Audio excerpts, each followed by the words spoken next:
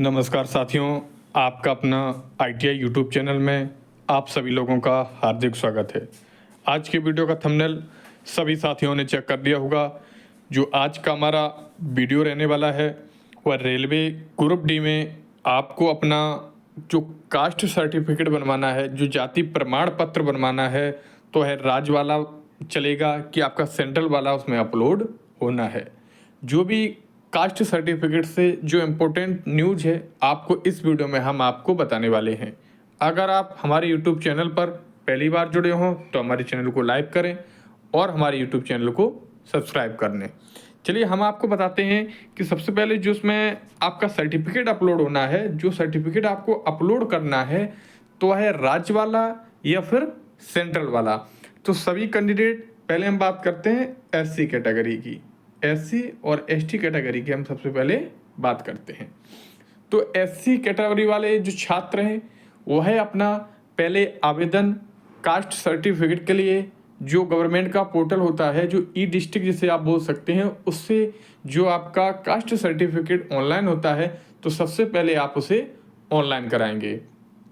लगभग जो टाइमिंग होती है उसकी सर्टिफिकेट बनने की, लगभग आप मान के चलिए ज़्यादा से ज़्यादा 7 से 8 दिन में आपका जो कास्ट सर्टिफिकेट है वह आपका बन जाएगा। तो जैसे ही आपका राज्य सरकार वाला जो कास्ट सर्टिफिकेट बनेगा वह आपके पास आ जाएगा, या आपको ऑनलाइन आप साइबर कैफे की दुकान से जहां से आपने बनवाया हो वह आपको प्रोवाइड करा देगा। अब बात करते हैं कि आपके पास राज्य वाला, तो आपके पास जो बोल सकते हैं जाति प्रमाण पत्र उपस्थित है, कौन सा वाला?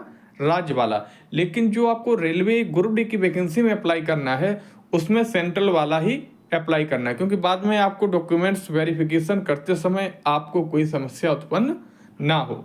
तो अब आपको क्या करना है, आपके पास स्टेट वाला जो जाति प्रमाण पत्र है वह आपको मिल चुका है। इसके बाद आपको क्या करना है कि अपने जो आपको जाति प्रमाण पत्र राज्य वाला मिला है, और आपने देखा होगा कोई भी डिपार्टमेंट है जो वैकेंसी अपनी निकालता है, जो नोटिफिकेशन निकालता है, जैसे आपका रेलवे ग्रुप डी हुआ या एनटीपीसी हुआ या डीआरडीओ वगैरह हुए, तो उसमें वो अपना जो कास्ट सर्टिफिकेट का जो उनका फॉर्मेट होता है वो उसमें अपलोड किए रखते हैं। तो आप उसमें क्या करेंगे, जो उनका कास्ट सर्टिफिकेट वाला है, जो उनका जाति प्रमाण पत्र वाला, जो उनका सर्टिफिकेट उन्होंने नोटिफिकेशन टाइम अपलोड किया था, उस सर्टिफिकेट का आप एक प्रिंट निकलवा लें। क्या करें, आप एक प्रिंट निकलवा लें।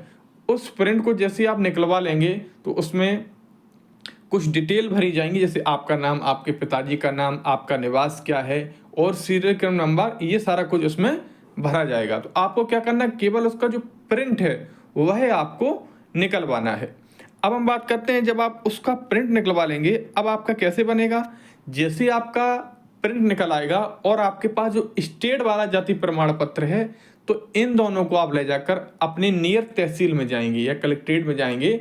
वहां जैसे आप पहुंच जाएंगे तो आप सबसे पहले क्या करेंगे, सबसे पहले आप अपने जो आपके क्षेत्र का जो लेखपाल है, आपके क्षेत्र का जो लेखपाल है, सबसे पहले आप उसके पास जाएंगे।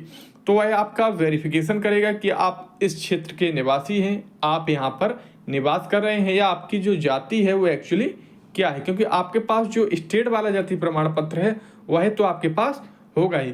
तो उसी के आधार पर जो आपका लेखपाल है, अन्य राज्यों में पटवारी वगैरह भी बोला जाता है, जो भी आपके यहाँ बोला जाता हो, तो वह लेखपाल आपके पास जो जाति प्रमाण पत्र स्टेट वाला है उसके आधार पर आपका जो एक लेटर आपने निकाल के ले गए थे साथ में, जो रेलवे ग्रुप डी नोटिफिकेशन में आता है कि आपका इस तरीके से एक कास्ट सर्टिफिकेट होना चाहिए, तो उसे आप साथ में ले जाएंगे।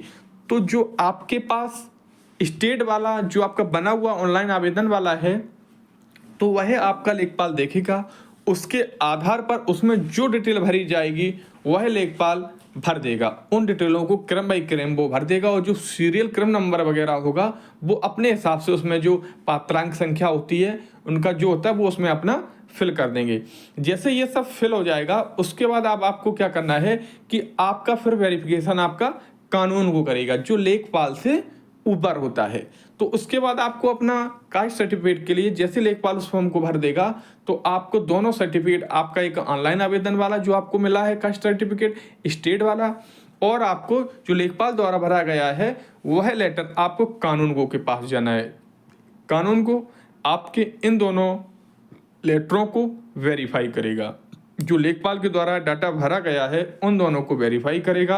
अब उसके बाद क्या करना है, कानून को भी अपनी जो उसमें साइन वगैरह जो किए होते हैं वो भी अपना पूरा डाटा चेक कर लेंगे।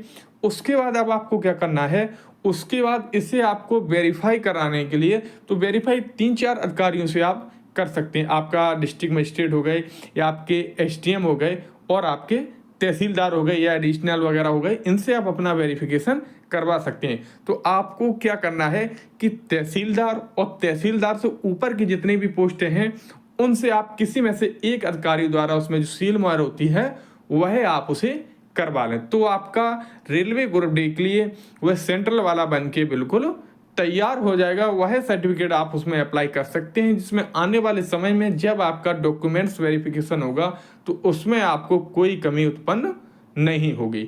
तो जैसे ही आप तहसीलदार और तहसीलदार से ऊपर वाले किसी भी अधिकारी से उस पर आप सील मोहर करवा लेंगे, तो आपने तहसीलदार से करा लिया तो भी आपका वैलिड माना जाएगा। तो आपने करवा लिया, जैसे आपका सील मोहर हो जाएगा तो वह आपका सेंट्रल वाला बिल्कुल बन के तैयार हो जाएगा। तो वह सर्टिफिकेट आप स्टेट वाला ना अपलोड करके आप कौन सा करेंगे, जो लेखपाल ने वेरीफाई किया था, कानूनगो ने वेरीफाई किया था और तहसीलदार ने उस पर सील व मोहर की थी, तो वह सर्टिफिकेट आप उस पर अप्लाई कर सकते हैं एससी कैंडिडेट वाले। अब बात करते हैं ओबीसी कैंडिडेट वालों का, जो ऑनलाइन प्रक्रिया होती है उस माध्यम से वो भी अपना बनवा सकते हैं। जो AWS वाले हैं उनकी जो प्रक्रियाएं होती हैं वो ऑनलाइन माध्यम से भी बनवा सकते हैं। और जो ओबीसी की बात करते हैं, जो आप कितना पुराना आपका होना चाहिए, तो एससी का लगभग ज़्यादा पुराना ना हो तो वह चल सकता है, लेकिन ओबीसी का 3 साल की जो लिमिट रखी गई है उससे ज़्यादा पुराना ना हो। लेकिन फिर भी एससी कैटेगरी वाले आपका ज़्यादा कास्ट सर्टिफिकेट पुराना है तो आप प्रयास करें, अभी आपके पास समय है,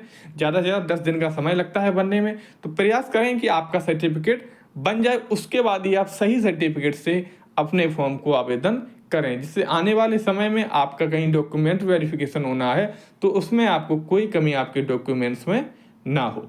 तो आपको डिटेल अच्छी लगी हो तो हमारी वीडियो को लाइक करें और अपने साथियों के पास इस वीडियो को शेयर करें, जिससे उन्हें भी जानकारी हो सके। और अभी तक आपने हमारे YouTube चैनल को सब्सक्राइब नहीं किया, सब्सक्राइब अवश्य कर लें, क्योंकि रेलवे डी ग्रुप वगैरह की जो वैकेंसी निकलेंगी या जो नोटिस आएगी सबसे पहले आपको इसी चैनल पर हम प्राप्त करवाएंगे। तो वीडियो में बने रहने के लिए सभी साथियों का बहुत बहुत धन्यवाद।